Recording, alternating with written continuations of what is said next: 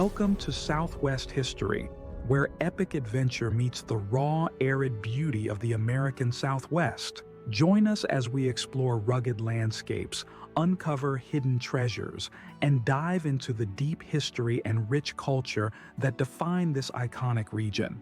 From thrilling off-road trails to stunning desert vistas, and even legends of long-lost gold mines, there's always something waiting to be discovered. Subscribe now and hit the bell icon so you don't miss out on our latest history adventures and travel guides. Let's embark on a journey together into the heart of Southwest history. Relax and enjoy. Welcome to another story from the Southwest History, where forgotten towns, old trails, and buried whispers still echo through the dust.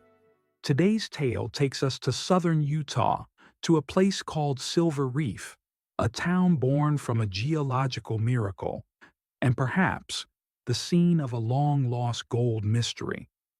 Because while history remembers Silver Reef for its silver, there are those who swear something far more valuable once came out of those hills, and then disappeared without a trace. Let's journey back more than 100 years to a time when fortune favored the bold, and sometimes cursed them. Silver Reef lies just north of the Virgin River, nestled among jagged sandstone ridges near present-day Leeds, Utah. In the 1860s, few thought much of this place. It was reed rock country, beautiful but dry, empty, and thought to be worthless for mining. That changed when a prospector named John Kemple made a discovery that stunned the scientific world: silver in sandstone. Geologists claimed it was impossible until it wasn't.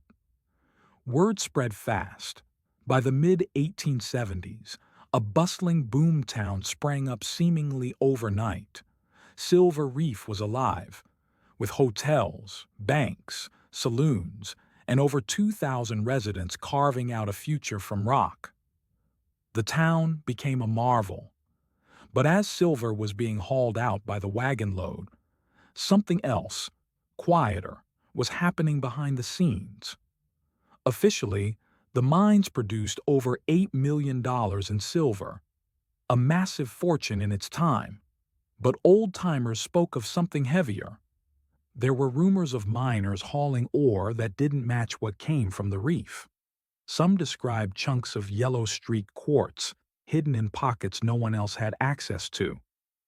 Local legends tell of a small private shaft on the northern edge of town, run by a handful of Chinese laborers.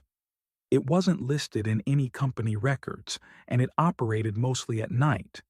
People whispered that these men had found a different kind of vein, not silver, but gold. And then came the story of the lost wagon. In the early 1880s, a guarded wagon left Silver Reef bound for Salt Lake City. It was said to be carrying high-grade ore samples from a newly blasted vein, but the wagon never arrived. It was last seen near Quail Creek. Days later, the horses were found, wandering, still saddled. The wagon? Gone. The men? Never found. There were no signs of a struggle, no tracks to follow. The mine owners called it a robbery. The law called it a mystery. But those who knew the terrain suspected something else. They believed the wagon was hauling gold, and someone had gone to great lengths to make sure it disappeared. After the disappearance, the northern shaft was quietly shut down, sealed and abandoned, without explanation. The company that ran the operation filed for bankruptcy within a year. Some believe the owners were silencing something, protecting an undisclosed gold strike from claim jumpers, or perhaps covering up internal theft. Others say the missing wagon was an inside job, and that the gold was buried somewhere in the hills, stashed with plans to recover it once the dust settled. But for reasons unknown, it was never reclaimed. Prospectors came in later years, poking around the old trail, searching the dry washes and crumbling tailings. They found nothing. By the 1890s, Silver Reef was a shell of itself. The silver boom had ended, Businesses closed, miners left.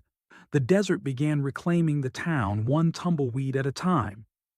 What's left today are a few stone ruins, a lonely graveyard, and the ghosts of unanswered questions. Some say strange lights flicker in the old mine shafts, that footsteps echo where none should walk, that the land remembers what was taken and what was never found. Whether you believe in ghosts or not, one thing's certain: Silver Reef's story isn't finished. More than 100 years have passed since the wagon vanished, since the whispers of gold faded into the wind.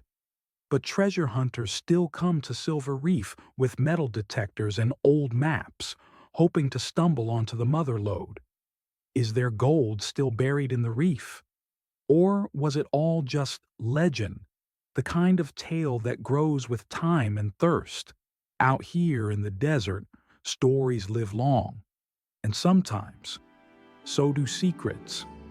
Thank you for joining your desert frontiersman for another Southwest mystery. If you enjoyed this tale, please leave a like or comment.